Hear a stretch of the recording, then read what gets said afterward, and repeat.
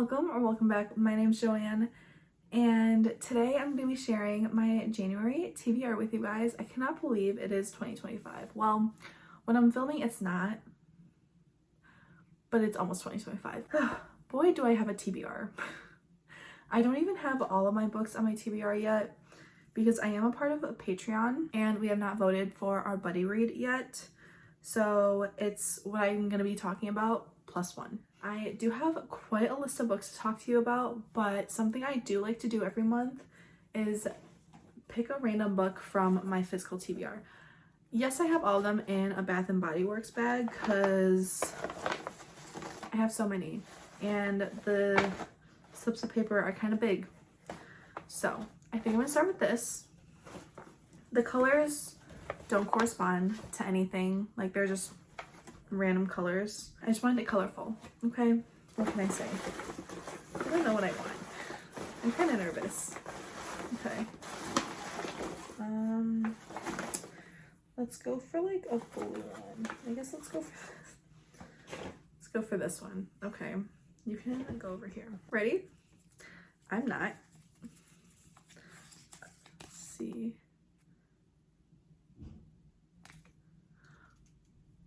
I'm nervous for this one. Let me grab it and I'll share it with you along with all my other books. So let's go over my TBR, shall we? The fact that I just added such a chunky book onto my TBR, why did I have to pick? I mean, it is a romance, so it should be quick to get through. And it doesn't look like there's like a lot of text on a page. Anyways, so I got Things We Never Got Over by Lucy Score. He's absolutely not falling for the good girl. We'll see how I feel about this, you know? We'll see. I mean, I've heard mostly good things about it. It is a series. It's chunky. It's over 500, I think. Yeah. It is 545 pages. Oh no, there's a bonus epilogue. 552 pages. Wow.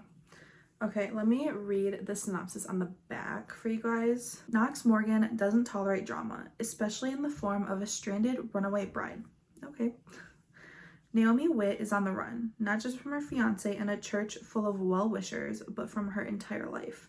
Although if you ask her, Naomi's riding to the rescue of her estranged hot mess of a twin, Tina, to knock him out.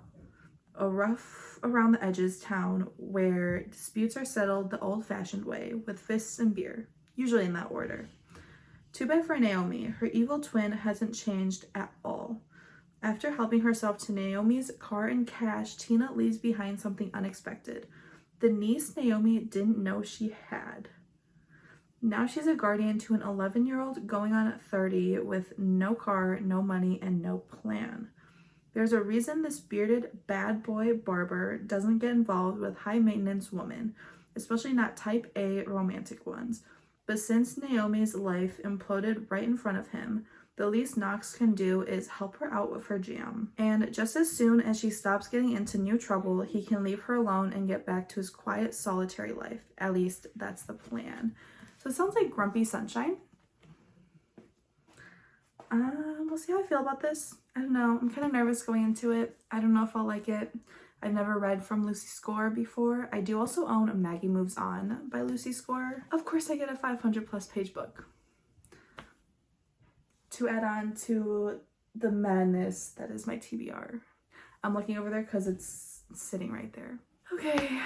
Yep. First book on my TBR. Great. I do have 2 books on my 25 and 2025 TBR on my January TBR. And the first one is The Sky on Fire by Jen Lyons. I am so excited for this. I do have the audiobook coming from Libby. I think I'm like first in line, so hopefully I can read it in January. That would be nice. That's the goal, at least. I don't really know anything about this, so let me read the synopsis for this one. Enter a world ruled by dragons. Anarod? Anarod? Oh my god. Forgive my pronunciation. Anarod lives only for survival, forging her own way through the harsh jungles of the deep with her Titan Drake by her side. Even when an adventuring party saves her from capture by a local warlord, she is eager to return to her solitary life. But this is no ordinary rescue. It's Anarad's past catching up with her. These cutting misfits and their frustrating dragon rider ringleader intend to spirit her away to the dragon-ruled Sky Cities, where she's the key to their plan to steal from the world's most securely guarded hoard. There's only one problem. The hoard in question belongs to the current regent, Never Animus, and she wants Anarad dead. Okay. Soar into this daring standalone fantasy heist adventure. Literally my kind of book. Full of conniving dragons, lightning banter, and high-stakes intrigue from the acclaimed author of the A Chorus of Dragons series. I'm excited for this one. I loved A Chorus of Dragons, and I mentioned this in my 25 and 2025 video, but I want to reread that series maybe this year. I don't know. We'll have to see. There's my second book on my TBR. My next book is my other book from my 25 and 2025 TBR, and that is The Deep by Rivers Solomon. I do not own it physically. I have it on my Kindle, so I'll have a cover of it right here. I don't know what that one's about, and I don't have the synopsis to read for you guys, but I've heard good things. I've heard good things about the audiobook. That's probably how I'm gonna read it. And yeah, we'll see. It's short. It's short, thank goodness. The next book is Akawar by Sarah J. Maas. I finally finished Throne of Glass in 2024. Amazing, amazing. I'm so glad I finished it. But I want to get through all of Sarah J. Maas's backlist. I did start this before. I do have a singular tab in there. I was listening to the audiobook and I just was not paying attention. So I put it down at that point. And now I'm like, I'm trying to get through her backlist. So time to continue the series. I loved Akamath. Oh my god. The ending of Akamath, I'm like, I still remember it. And I have the worst memory. But I'm like, what is gonna happen? So I don't really remember much from what I read. Again, I wasn't really paying attention. But yeah, I do have this on audio on Audible. So we'll be listening to this one as well. I didn't mention. So ACOTAR, that's the first book, A Court of Thorns and Roses. That one, we follow Feyre, who kills a wolf who's actually a fae. And so she gets taken to the Spring Court by Tamlin. If you know, you know. And basically she's there until, how do I even describe it? Basically, she has to go through these trials. And yeah, that's all I'm going to say about it. She's going there to protect her family. And yeah, that's all I'm going to say about it. That's really all I have to say about it. I read that a couple years ago, so it's been a while as well. But I'm excited to continue the series, even though it's been a little while. Because I spent this whole year reading Throne of Glass. But yes. Next year is ACOTAR and Crescent City to complete SJM. My next book is The Well of Ascension by Brandon Sanderson. I am making my way through the Cosmere. I do have a video filmed of me reading The Final Empire, which is the first book in Mistborn Era 1. And it's a spoiler-filled vlog. I will do another spoiler-filled vlog for this one. I have not edited that at all. So that's gonna come sometime. So in The Final Empire, we follow Vin and Kelsier, who are Mistborn. And so basically they can ingest metals and use those metals as their magic. And it's just really cool. I love The Final Empire so much. It was a reread for me and I loved it just as much as I did the first time. Oh my god. Ham, Breeze. Literally, I can't.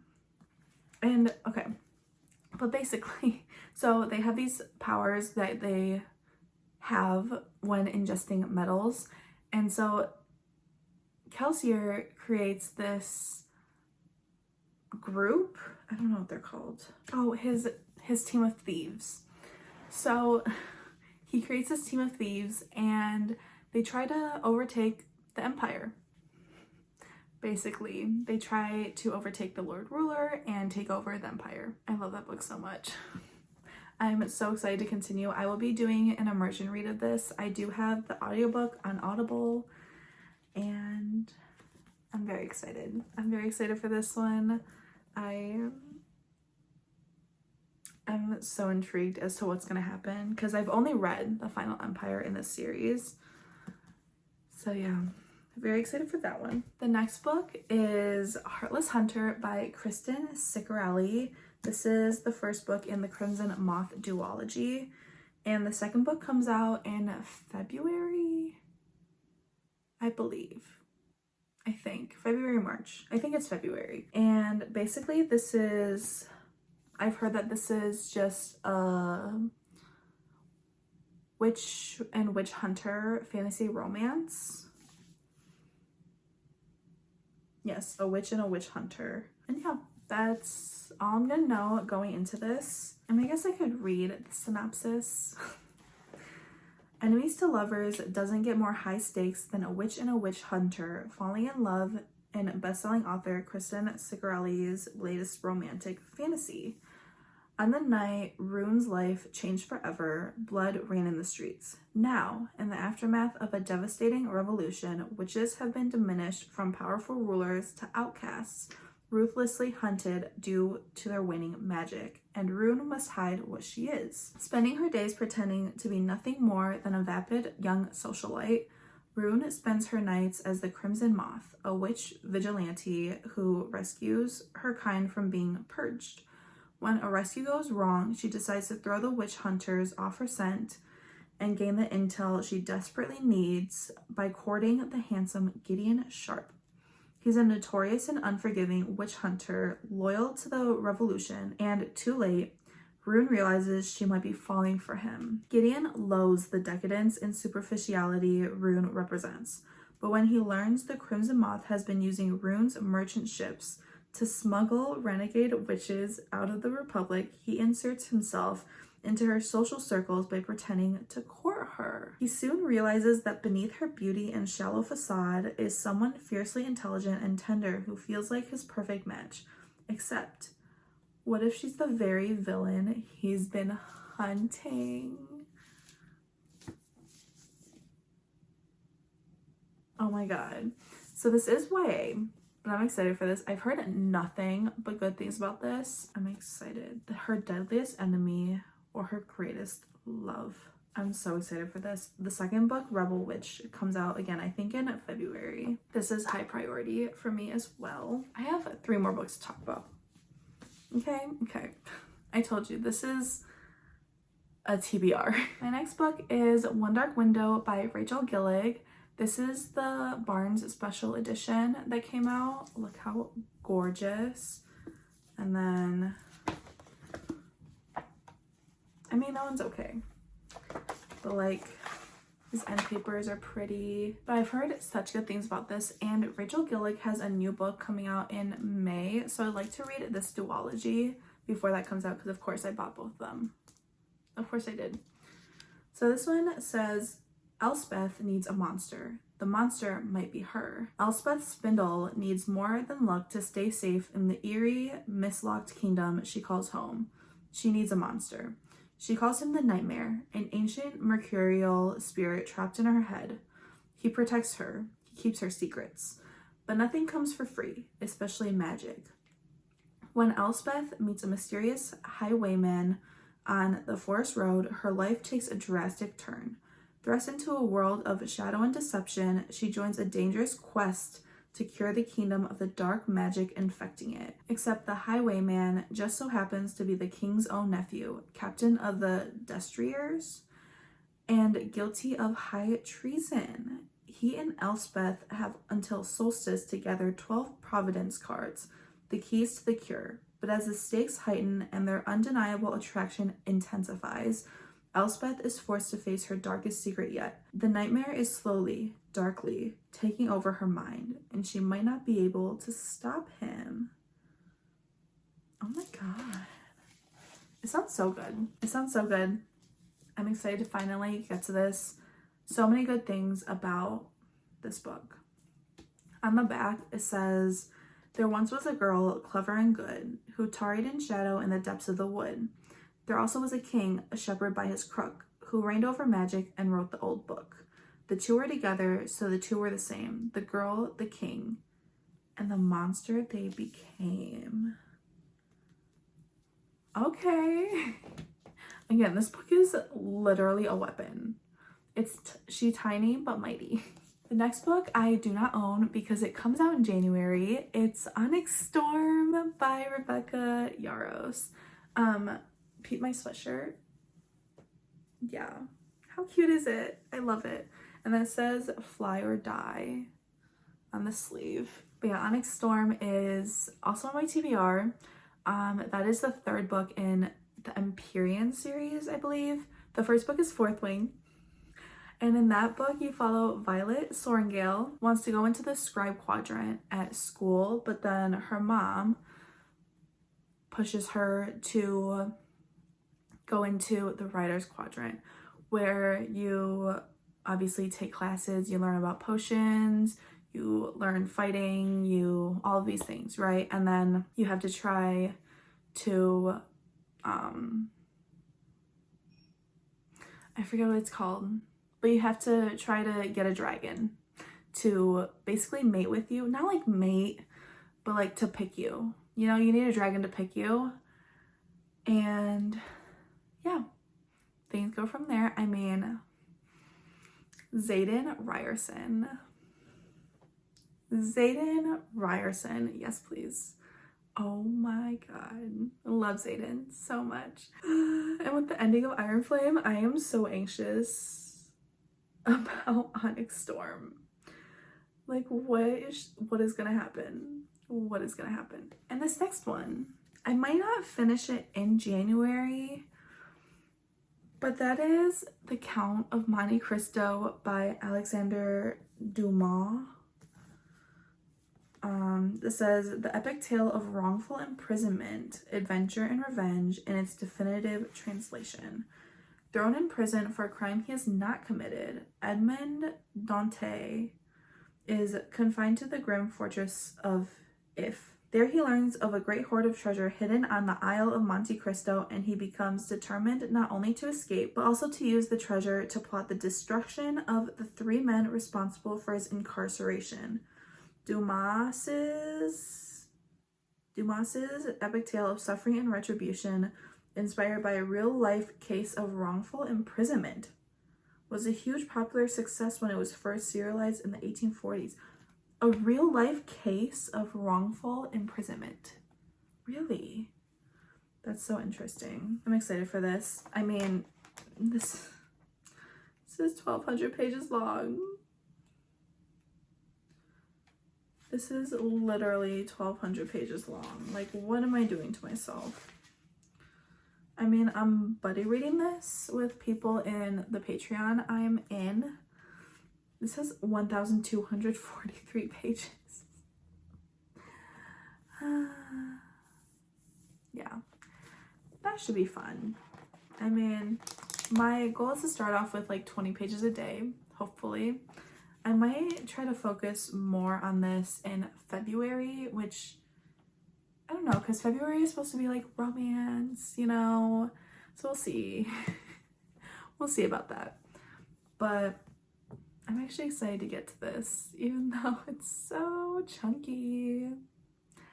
I might end up buying it on my Kindle as well, because I don't want to lug this around everywhere. The last book on my TBR is for Buzzwordathon, and that is, what's January? A book with truth or lies in the title, and that is Twisted Lies by Anna Huang. This is the last book in the Twisted series, so this will complete a series for me. I am gonna film my 2025 goals video as well, probably right now. I don't know, we'll see. But one of my goals is to finish 5 series, and that's not including catching up on series, like actually finishing series. Like there's no more coming out, it's done. Dunzo. So this will most likely be my first. Yes, this will most likely be my first of the year. In this one we're following Stella and Christian. I'm so excited because we met Christian in Twisted Hate, and he is...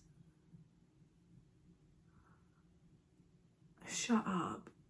He'll do anything to have her, including lie. He owns a really big company. I don't remember what it is. It's been a few months since I've read Twisted Hate, but he's very much I don't get along with like anyone type of guy, you know? I mean, Twisted Love was like that with Alex Volkov. Let's see what the synopsis says. Hold on, this is a quote from the book. If my thoughts were chaos, she was my anchor. They always went back to her. Charming, deadly, and smart enough to hide it, Christian Harper is a monster dressed in the perfectly tailored suits of a gentleman. He has little use for morals and even less use for love, but he can't deny the strange pull he feels toward the woman living just one floor below him. She's the object of his darkest desires, the only puzzle he can't solve. And when the opportunity to get closer to her arises, he breaks his own rules to offer her a deal she can't refuse. Every monster has their weakness. She's his obsession, his addiction, his only exception. Sweet, shy, and introverted despite her social media frame, Stella Alonso is a romantic who keeps her heart in a cage. Between her two jobs, she has little time or desire for a relationship. But when a threat from her past drives her into the arms and house of the most dangerous man she's ever met, she's tempted to let herself feel something for the first time in a long time. Because despite Christian's cold nature, he makes her feel everything when she's with him. Passionate, protected, truly wanted. Theirs is a love twisted with secrets and tainted by lies. And when the truths are finally revealed, they could shatter everything. This could go well, or this could go horribly wrong, depending on what the lies are. So I'm intrigued. She is chunky. I have a very chunky TBR. Okay, I'm very chunky TBR. This has 551 pages. I literally don't even want to hold all these up, but I'm going to do that for you guys. Look at this stack, and there's two missing. So there's The Deep by River Solomon, which is under 200 pages. But then there's Onyx Storm. And considering how chunky Iron Flame is, I'm scared. I do plan on getting the audiobook from Audible with my credit for Onyx Storm. But this is everything minus 2 books. I actually want to cry. I have a lot of audiobooks. Let's see here. This one's going to be an audio. This one's an audio. This one's immersion, so audio and physical. The Deep is an audiobook, even though that's the shortest one. Yeah. Wish me luck. Hopefully I can get through all of these in January. Let me know what's on your January TBR. Let me know if you've read any of these and if you've enjoyed them. If you didn't, let me know all your thoughts. And I guess my question to you would be, what book are you most excited to read in January? Is it Onyx Storm? Is it something else? Is there another release that you're excited for? Let me know. But without that being said, I hope you enjoyed. This is such a big stack. Oh my God. I hope you enjoyed. I hope you have a great day, a great night, whatever time it is for you. And I hope to see you in the next one. Bye.